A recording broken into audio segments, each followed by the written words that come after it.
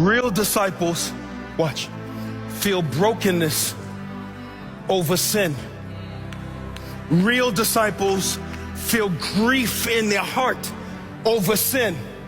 Real disciples search their heart and they say, Lord, deal with the sin that's in my heart.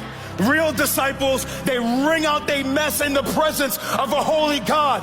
Real disciples want a man deal with the negative and the dark things they see inside of their heart. How are you a disciple with no desire for a pure heart? How are we disciples with no desire for a consecrated interior life? You'll be jealous of people with an anointing, but don't want to pay the price to have that. You'll be jealous of people who got favor, but don't want to pay the price to have that.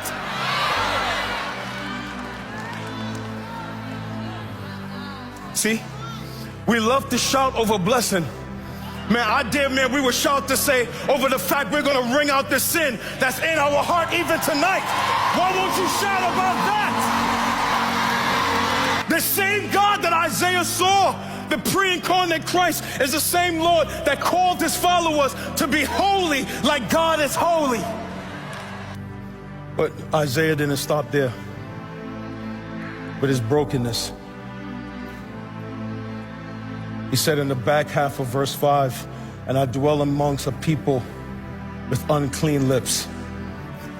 You know what this is? This is Isaiah looking out over his nation and being broken over the sins of his nation.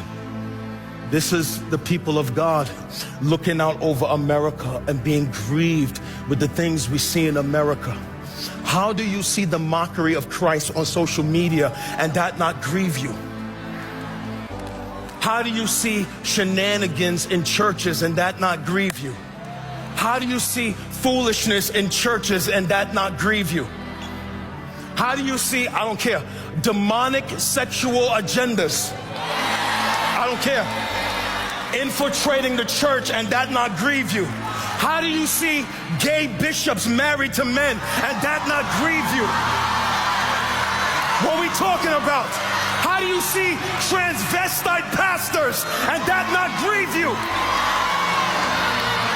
How do you see sexual perversion trying to change the definition of marriage and that not grieve you?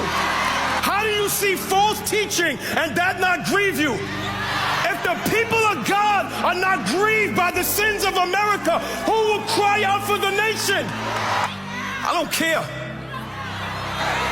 I said that. Ain't marrying two men, ain't marrying two women. How do you see all of this perversion in a country and your heart not be broken? Was it not the person you call Lord who looked over Jerusalem and wept over the sins of that city? If you don't shed tears for the condition of America, man, God help this nation. Listen, this ain't no sermon. This is a clarion call for us to wake up tonight. The devil will be in trouble if 7,000 of us, man, started crying out against the sins of the nation.